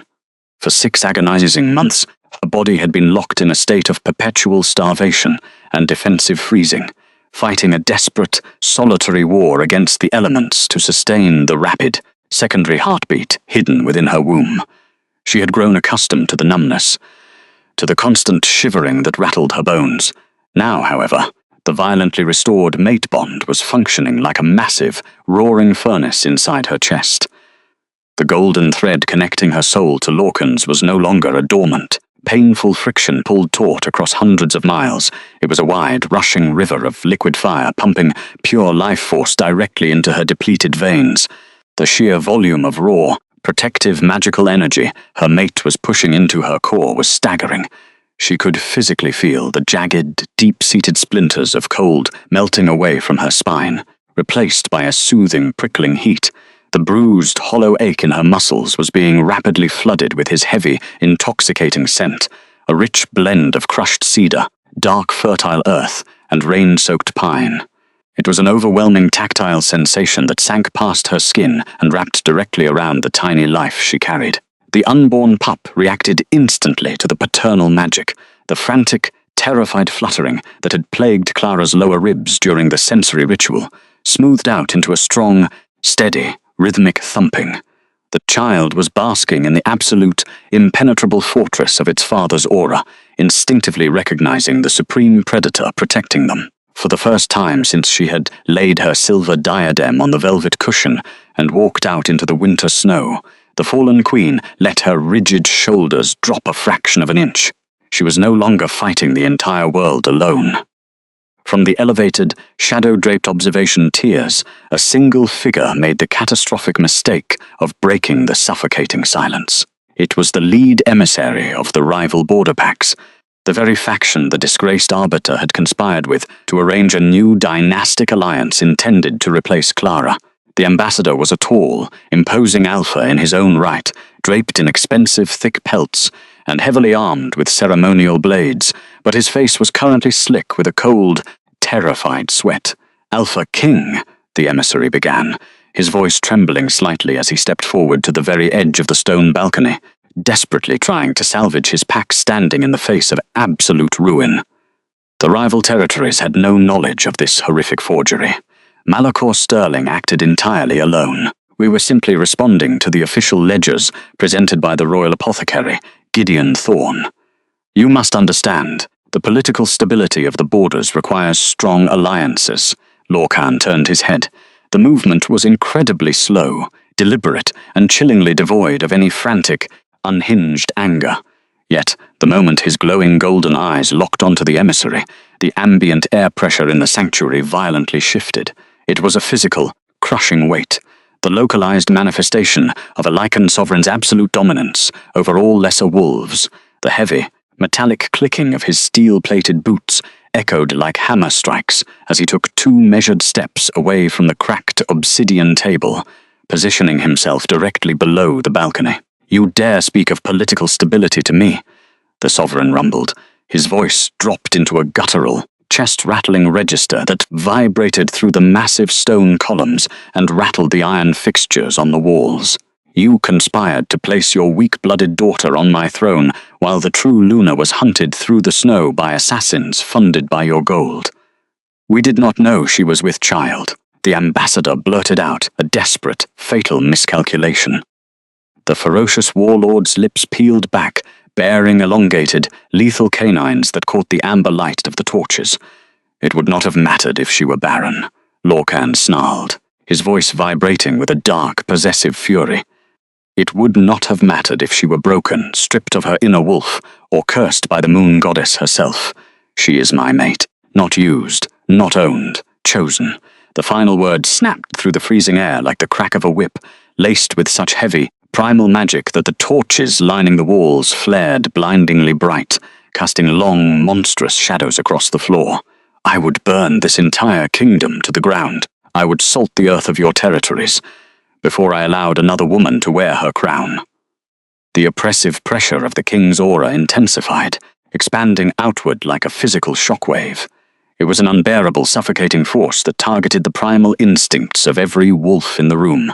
Up in the tiers, the rival emissary choked, his hands flying to his throat as his knees violently buckled beneath him. He crashed down onto the granite floor of the balcony with a sickening thud, forced into a humiliating posture of absolute submission, unable to lift his chin under the sheer gravity of the royal wrath. Beside him, dozens of rival delegates simultaneously dropped to their knees, their inner beasts whimpering in sheer terror, utterly subjugated without the monarch ever having to draw his blade. Clara watched the breathtaking display of unyielding devotion, her heart hammering a steady, powerful rhythm against her ribs. She had endured 6 months of feeling invisible, of being treated as a disposable convenience by a court that valued political utility and breeding potential over the sacred unbreakable bond of the soul. Now, the most dangerous man in the world was publicly tearing the political structure of the empire apart with his bare hands to defend her honor. But Clara Vance was not a weak, helpless Omega, meant to cower in the shadows behind her mate's armor. She was the mother of the future sovereign, and she possessed a quiet, absolute strength that had outlasted the worst winter the northern borderlands had ever seen. She stepped out from behind Lorcan's towering frame. The heavy mantle draped over her thin shoulders swept elegantly across the ash-covered floor, making her look every inch the ancient queen she was born to be. She did not look at the kneeling, trembling emissaries in the balconies. She walked slowly, deliberately, toward the broken, whimpering form of the former arbiter. Every eye in the sanctuary tracked her movement. The hall was so intensely quiet that the soft, rhythmic click of her worn boots sounded deafening. "You built an entire treasonous conspiracy on the fatal assumption that silence equates to weakness." Clara spoke, her voice ringing clear, cold, and unwavering across the vast chamber. She stopped just 2 feet from the disgraced politician, keeping her spine perfectly straight and her chin elevated, a flawless portrait of quiet dignity. "You thought because I did not weep, because I did not fall to my knees and beg for the court's mercy when you handed over the forged ledger, that I had accepted defeat. But I did not leave the capital to die in the snow, Malachor. I left to prepare." The old man whimpered, pressing his face against the cold, unforgiving stone, entirely unable to meet her storm-grey eyes. "While you were busy securing rival gold and forging medical documents in the comfort of your warm estates," the Luna continued, her tone dropping into a razor-thin wire of ice that sent shivers down the spines of the listening council. "I was surviving in a cabin with no hearth fire, and I was auditing the sanctuary's perimeter records. I tracked the grain and lumber caravans that you deliberately diverted away from the borderlands, attempting to freeze out the neutral territories so they would not offer me shelter. I noted the discrepancies in the royal treasury. I knew about the rogue assassins you paid in silver, coin stamped with the rival faction's crest. A sharp, collective gasp echoed from the observation tiers. The rival emissaries, still pinned to the floor by the absolute dominance of the king, squeezed their eyes shut in sheer, unadulterated panic. Clara had not just passively survived the winter. She had gathered the meticulous, undeniable intelligence required to dismantle their entire shadow network from the outside. She possessed a terrifying, tactical brilliance that the arrogant court had completely overlooked. She looked down at the broken traitor, feeling no pity for his tears, feeling only the cold, hard satisfaction of absolute justice. You believed I was unworthy because I refused to play your loud, toxic games of court intrigue. But the crown is not held by those who scream the loudest. It is held by those who can endure the winter, and I have brought the winter directly to your doorstep. Lorcan listened to her list the supply caravans and the assassin payouts with a mixture of horror and profound reverence. He had spent the last 6 months drowning in his own despair, blindly trusting his generals to scour the northern woods, never once realizing that his mate was fighting a shadow war of logistics and survival, while heavily pregnant. The sheer brilliance of her mind, the meticulous, calculating precision with which she had dismantled the Arbiter's network, from a freezing, isolated cabin, left him utterly breathless. She was a master tactician, a silent warrior who had turned her exile into a lethal, strategic advantage. He felt a deep, twisting pang of guilt for ever underestimating her, completely eclipsed by an overwhelming surge of possessive pride. He was merely the executioner of her will, a role he was more than happy to play for the rest of his life. "Captain Kenneth Jackson," Clara said, turning her head slightly toward the massive barred iron doors without ever raising her voice. Kenneth snapped to attention, the heavy steel plates of his armor clanking loudly as his gauntleted hand rested proudly on the hilt of his broadsword. "My Luna," the title, spoken with absolute reverence and conviction by the formidable commander of the Neutral Guard, signaled a permanent, undeniable shift in the balance of power. "Bind him in black iron," she commanded, her voice utterly devoid of mercy. "Throw him in the lowest, darkest level of the catacombs. He will remain in the absolute cold until the Alpha King decides the exact method of his execution. Furthermore, ensure that Apothecary Gideon Thorne is arrested by your elite guard before the sun sets. I want every ledger, every vial of wolfsbane, and every false document in his laboratory confiscated, catalogued, and then burned to ash." "It will be done immediately, my Luna," Kenneth vowed. He gave a sharp hand signal to the 4 heavily armored Lycan elites standing nearby. They marched forward with terrifying precision, hauling the screaming, sobbing politician violently off the granite floor. Heavy iron chains were produced from the guards' belts, the metallic clanking echoing harshly as the thick cuffs were locked tightly around the traitor's wrists and ankles. The pathetic, weeping pleas of the old man begging for his life were a stark, immensely satisfying contrast to the dignified, unbroken silence Clara had maintained on the day of her exile. The elites dragged him away, his luxurious crimson robes leaving a dark, pathetic smear through the melted snow and grey ash on the floor, until his cries were swallowed completely by the oppressive shadows of the lower catacombs. With the architect of their misery finally removed from the hall, Lorcan turned to face the remainder of the assembly. The lethal, protective fury of the Sovereign had not dissipated, it had merely focused into a cold, unbreakable resolve. He drew his royal broadsword from its scabbard, the heavy, rune-carved Valerian steel singing sharply in the freezing air. With a fluid, powerful motion, he drove the razor-sharp tip of the blade straight down into the center of the cracked obsidian table. The stone splintered and groaned under the brutal impact, anchoring the weapon as a permanent monument to his absolute authority.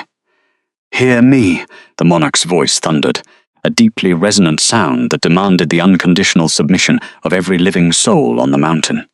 The era of poisoned whispers, forged ledgers, and shadow politics is over. The woman standing before you is Clara Vance, the true undisputed Luna of the Lycan Empire, and the mother of my supreme heir. Anyone who speaks against her, anyone who questions her sovereign authority, anyone who dares to cast a shadow in her direction, will face the full, unhinged, merciless wrath of my beast. There will be no diplomatic trials. There will be no sanctuary. There will only be blood. He released the hilt of his sword and stepped back, standing shoulder to shoulder with Clara, interlacing his large, warm fingers securely with hers. "Swear your fealty now." The response was immediate, deafening and overwhelming. It started with Kenneth Jackson, who dropped heavily to one knee, driving his armored fist over his heart with a resounding clang of steel. The Lycan elites followed instantly, their heads bowed low. Then, like a cascade of falling stones, the heavy synchronized thud of hundreds of knees hitting the granite floor echoed through the cavernous hall. The elite pack leaders, the arrogant council members, the terrified rival emissaries, still trembling on the balconies, the sanctuary sentries. Every single person in the Ethelgard diplomatic sanctuary fell to their knees. They bowed their heads, exposing the vulnerable napes of their necks in the ultimate primal gesture of Lycan submission, acknowledging their true queen. "Long live the Luna," the guard commander rasped, his gravelly voice filled with genuine, profound respect for the woman who had survived the impossible. "Long live the Luna!" The entire assembly roared in perfect, thundering unison. The sheer volume of their combined voices vibrated through the high-vaulted ceilings, shaking the ancient dust from the stone rafters. It was a public, undeniable, and absolute vindication. The very court that had mocked her supposed infertility, that had driven her out to freeze and die in the barren wilderness, was now kneeling in the dirt and melted snow, begging for her grace and protection. The massive surge of adrenaline that had kept Clara standing straight and tall for the past 4 grueling hours finally began to recede, leaving behind a profound, bone-deep exhaustion, the high-stakes triumph, the massive release of deeply suppressed magical energy from the Echo Basin, and the sheer, overwhelming physical toll of carrying the royal heir all crashed down on her at the exact same moment. A sudden wave of intense dizziness washed over her, making the flickering, amber torchlight blur into long, confusing streaks of color.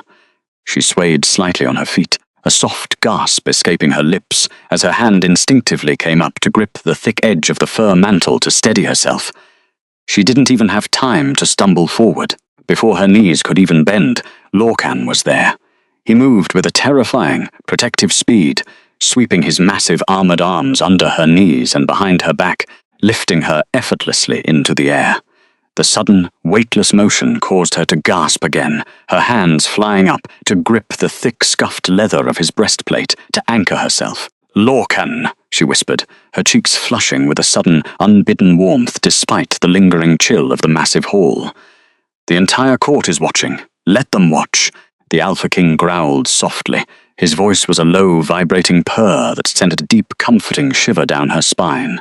He pulled her flush against his chest, tucking her head safely just beneath his chin. The sheer, physical relief of being held by him, of no longer having to fight the gravity, the politics, and the freezing cold entirely on her own, was utterly intoxicating. "You have walked far enough, Clara. You have carried the weight of this empire alone for too long. You will not take another step on this freezing stone. Not today. Not ever again if I have anything to say about it." He didn't wait for the assembly to rise from their kneeling posture. Leaving his royal broadsword embedded in the ruined table, Lorcan turned on his heel and carried his mates, bore toward the heavy stone archway leading to the inner royal chambers of the sanctuary. The journey through the dimly lit corridors of the fortress was a blur of sensory transitions. The biting, metallic cold of the grand concourse slowly faded with every step, replaced by the heavy insulated warmth of the inner keep. The air no longer smelled of ozone and ash. Instead, it smelled of melting beeswax candles, dried lavender, and the deep, rich scent of ancient wood. The sanctuary guards lined the long hallways, but none dared to look up. They kept their heads bowed in absolute, silent reverence as the sovereign carried his queen past them. Clara rested her head against the cold leather of his armor, closing her eyes and listening to the steady, massive thumping of his heart beneath the plates. The golden thread of their bond pulsed with a warm, steady glow, feeding her a constant stream of his raw emotions. She felt his profound, agonizing remorse, his deep, unwavering devotion, and a desperate, clawing need to ensure she was physically safe behind locked doors. Lorcan reached the end of the corridor and kicked open the heavy oak door of the royal suite with his boot. The room inside was a stark, magnificent contrast to the unforgiving environment of the mountain. Anticipating the aftermath of the diplomatic assembly, the king had ordered the chambers prepared hours ago. A massive fire roared in the enormous stone hearth, casting a rich, golden dancing light across the room. The stone floors were completely covered in thick, plush snow leopard and dire wolf furs, creating a soft, soundless sanctuary. In the center of the room, a massive four-poster bed was piled high with heavy velvet quilts, heated stones, and soft down pillows. It was a custom-built haven, a quiet, secure nesting room designed specifically for healing and absolute safety. He carried her directly to the center of the room, stopping right in front of the blazing hearth. The ambient, radiating heat washed over her pale face, finally banishing the last lingering ghost of the northern winter from her skin. Lorcan did not immediately set her down. He held her tightly for a long, quiet moment, burying his face in the crook of her neck, inhaling the sweet, milky scent of their unborn child, mixed with the faint, lingering smell of crushed mountain mint. "We are safe," he whispered, the words carrying the heavy weight of a solemn, eternal oath. The ferocious warlord who had just brought an entire empire to its knees was completely gone, leaving only a desperate, grieving mate seeking redemption in the quiet warmth of the firelight. He slowly, gently lowered her feet to the plush fur rug, keeping his hand securely on her waist as if terrified she might vanish into thin air if he let go. The soft, incredibly dense fur pressed against the thin soles of her worn boots, offering a physical comfort she hadn't felt in half a year. Heavy velvet drapes had been drawn tightly over the reinforced glass windows, blocking out the howling winds and the blinding white of the blizzard outside. "The cold is gone, my love. We are finally alone." With her boots now resting against the plush fur, the silence of the royal suite settled over them like a heavy, insulating shroud. The transition from the freezing, lethal tension of the assembly floor to the absolute, insulated warmth of this room was so abrupt that it made Clara's head spin. The heavy oak door had already clicked shut behind them, the iron latch firmly in place with a definitive thud that severed them completely from the outside world, the plotting council, and the terrified assembly. Here, inside the custom-built sanctuary, the howling blizzard that battered the high alpine peaks of the Aethelgard diplomatic sanctuary was reduced to a faint, distant murmur. The massive stone hearth dominated the far wall, radiating a deep, penetrating heat that danced across the plush snow leopard pelts covering the floor. The air was thick with the soothing, heavy fragrance of melting beeswax, dried lavender, and the intoxicating, omnipresent scent of cedar and rain that poured directly from her mate's skin. Lorcan did not step away. The ferocious warlord who had just shattered a treasonous empire with his bare hands now stood perfectly still in the center of the room. His massive chest rose and fell in slow, ragged increments. The adrenaline that had fueled his terrifying display of sovereign magic was rapidly draining away, leaving behind the raw, bleeding reality of a man who had come within inches of losing his entire universe. He kept his large, calloused hands resting firmly on her hips, anchoring her to the present moment, silently promising that she would never have to fight gravity alone again. "You are safe," the Alpha King repeated, his voice a low, vibrating purr that resonated deep within his chest, sending a cascade of warm, comforting shivers down her spine. "No one will ever make you walk through the snow again." Clara kept her hands pressed flat against the scuffed leather of his breastplate. The physical exhaustion was a crushing weight settling into her bones, but the deep, hollow ache of the past 6 months was entirely gone. The golden thread of their restored mate bond hummed between them, a wide, rushing river of liquid fire that pumped his raw, protective life force directly into her depleted veins. She looked up into his face.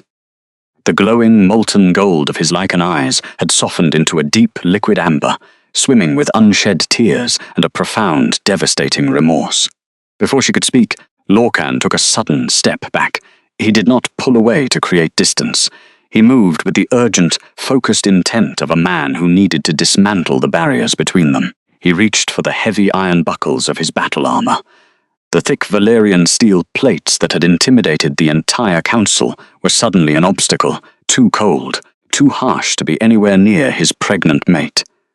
He unfastened the straps with rapid, jerky movements, stripping the heavy pauldrons and the leather breastplate from his broad shoulders. He let the priceless royal armor crash carelessly onto the stone floor, abandoning it as if it were worthless scrap. The deafening clatter of Valyrian steel striking stone echoed through the sanctuary, but Lorcan did not even flinch. Nothing mattered anymore except the woman standing in front of him. Reduced to his simple dark linen tunic and trousers, the most powerful ruler of the realm did the unthinkable. He suddenly looked profoundly human. The sheer, imposing width of his shoulders and the thick cords of muscle in his arms were still there, but the lethal, untouchable aura of the sovereign had been entirely stripped away. He was just a mate, desperate to heal the woman he loved. He stepped back into her space, his movements slow and meticulously telegraphed, to ensure he did not startle her. He reached for the edges of the obsidian-black wolf fur mantle, draped over her thin shoulders, carefully adjusting the heavy pelts so it wrapped even more securely around her shivering frame. Then, the most powerful ruler of the Moon Throne did the unthinkable. He sank down onto his knees on the plush fur rug, bowing his head until he was looking directly at her worn, battered boots.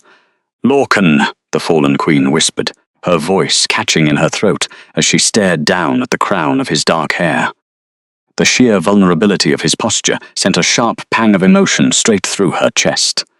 "Let me," he rasped, his voice thick with a crushing wave of guilt. "Please, Clara, let me." He reached out with trembling hands and began to unlace her boots. The leather was stiff, frozen from the brutal trek up the 700 volcanic steps, the laces caked in black ice and mud. Lorcan worked the frozen knots with an agonizing patience, his massive fingers moving with impossible gentleness. When he finally pulled the heavy boots from her feet, he let out a choked, guttural sound. The thin woolen socks she wore were damp, offering no real insulation, and beneath them, her pale skin was mottled with the harsh, angry red of early frostbite, bruised and blistered from months of endless walking. The physical evidence of her suffering hit him like a physical blow. The king bowed his head further, pressing his forehead against her freezing instep. A low, feral whine tore from his throat, a sound of pure instinctual lichen distress that completely shattered the quiet of the nesting room. He was a protector who had failed to protect, a provider who had let his mate starve. The scent of her pain, muted for so long by the masking herbs, now flared in his senses, a bitter ash that choked his lungs. He pressed his warm, trembling lips to the bruised skin of her ankle, or pouring the searing heat of his aura directly into her chilled flesh. Golden light, faint but undeniably powerful, pulsed from his skin to hers, chasing the frostbite away, mapping every ridge of her suffering and erasing it with his absolute devotion. "I am going to spend the rest of my life making this right," he vowed, his breath ghosting hot across her skin. "I will build you a new palace from the ground up. I will burn every forged ledger, every corrupt law, every twisted tradition that ever made you feel like you were not enough. I will spend a century on my knees, if that is what it takes to earn your forgiveness." Clara looked down at the devastatingly proud man, humbling himself completely at her feet. The bitter resentment that had kept her warm during the darkest nights in the northern borderlands, finally completely evaporated, replaced by a profound, overwhelming rush of unconditional love. She realized with absolute clarity that the arrogant, blind king who had allowed Arbiter Malachor Sterling to manipulate the court no longer existed. The fire of the Echo Basin had burned that man away, leaving behind a devoted, fiercely protective partner who would never doubt her again. "You do not need to earn my forgiveness, my king," she murmured, her voice steady and impossibly gentle. She reached down, her small, pale fingers weaving into the thick, dark hair at the nape of his neck, urging him to look up at her. "The snow is melting, the winter is over." Lorcan lifted his head, his golden eyes locking onto hers. He slowly rose from the floor, his massive frame towering over her once more, but this time there was no intimidation in his stance, only a desperate, clawing need for her proximity. He cupped her face in his large warm hands, his thumbs gently brushing away the dark, exhausted shadows beneath her lower lashes. "May I?" he asked, his voice a ragged whisper. The absolute ruler of the empire, a man who took whatever he wanted without asking, was actively pausing, waiting for her explicit consent. He was asking permission to touch the very core of his newly discovered universe. Clara's breath hitched. She gave a small, definitive nod, her storm-grey eyes softening into liquid silver. Lorcan carefully parted the front of the heavy wolf fur mantle. He moved with a reverence usually reserved for handling ancient, sacred relics. He bypassed the thick wool of her tunic and gently, hesitantly placed his massive calloused palm completely flat against the gentle curve of her lower abdomen. The silence in the royal suite stretched, heavy and expectant.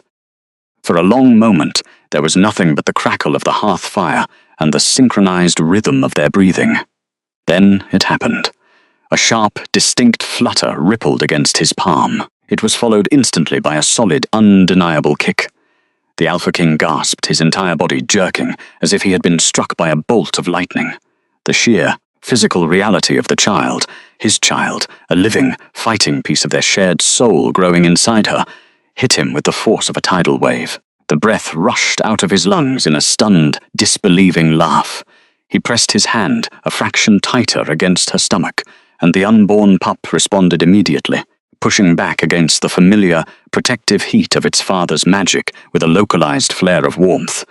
The tiny, persistent pressure against his palm was a miracle. It was a defiance against the death they had been promised by the forged ledger.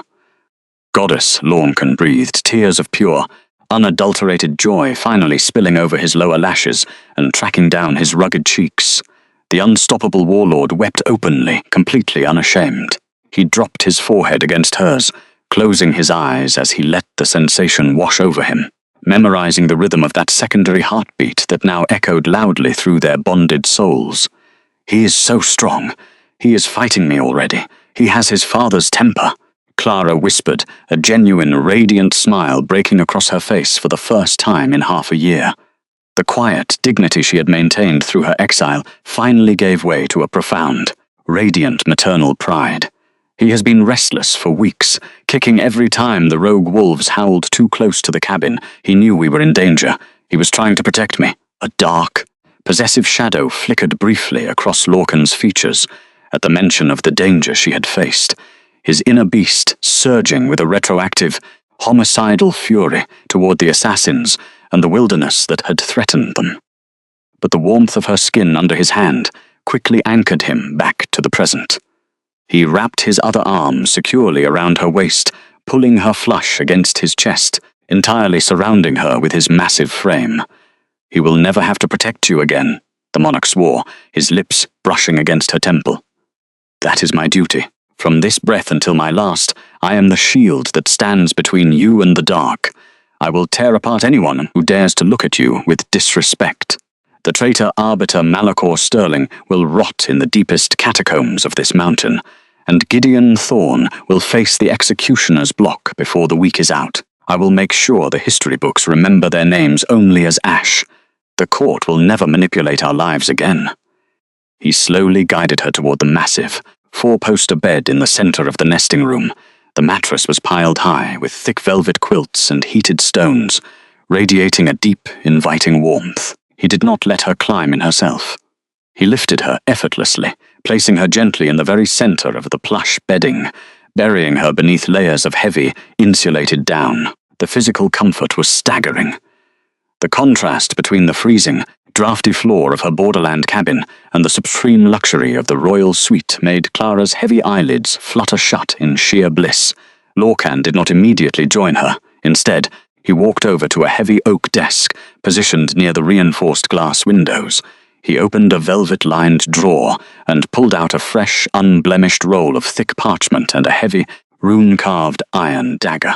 He carried the items back to the bed, his expression shifting from a tender, grieving mate back into the solemn, authoritative sovereign of the Lycan Empire.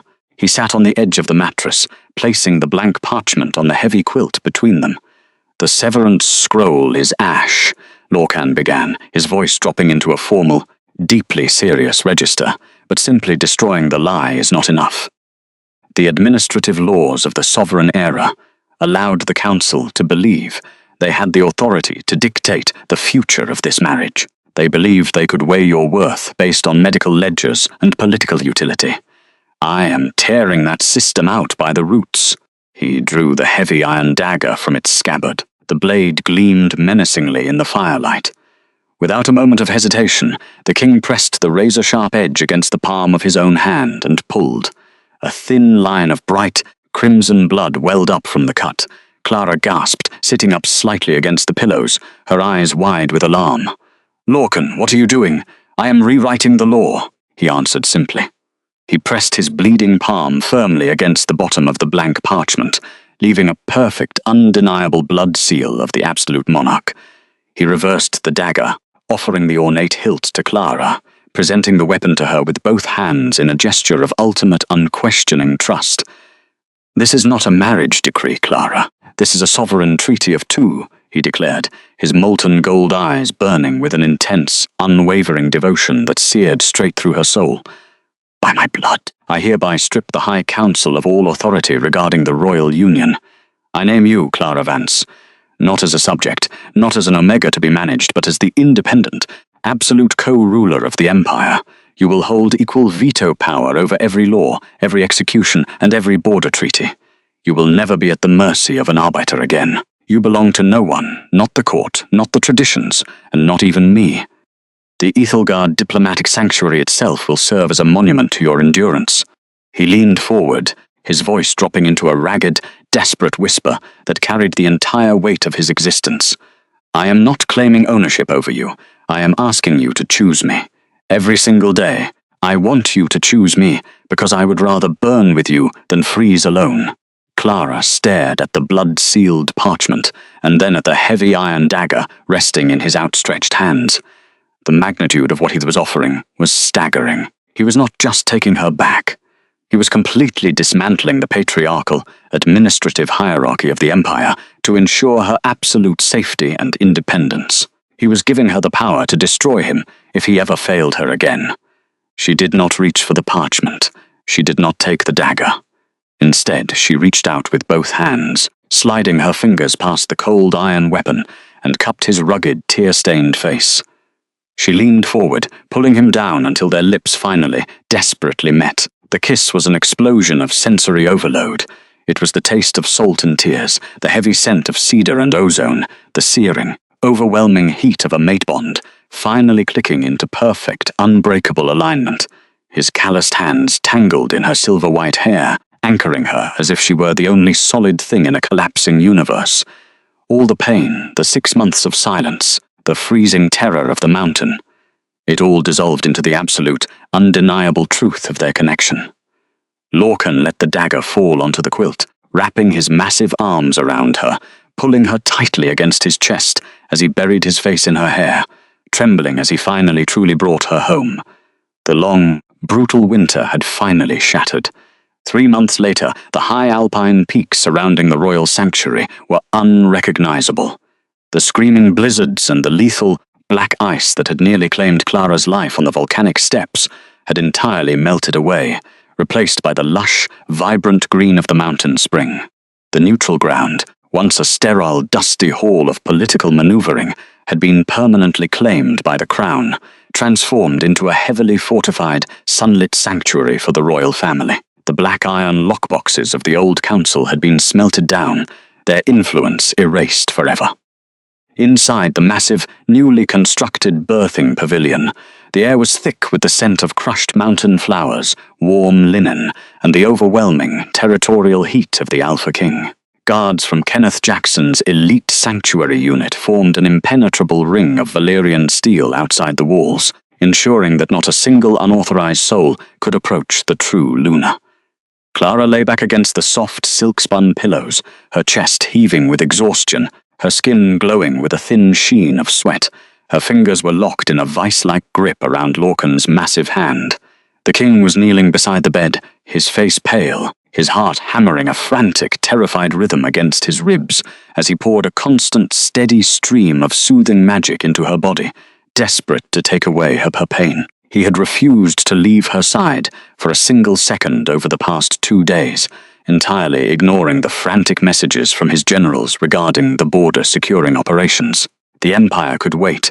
His universe was right here in this his room. A sharp, piercing cry suddenly shattered the tense silence of the pavilion.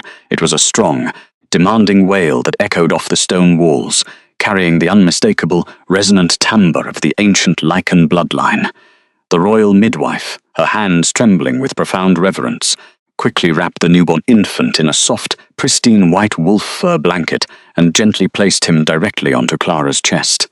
Clara let out a breathless, sobbing laugh, her storm-grey eyes overflowing with tears of pure, unadulterated joy. She pulled the tiny, squirming bundle close to her heart, inhaling the sweet, perfect scent of her child. The baby stopped crying the moment he felt the familiar, soothing rhythm of her heartbeat.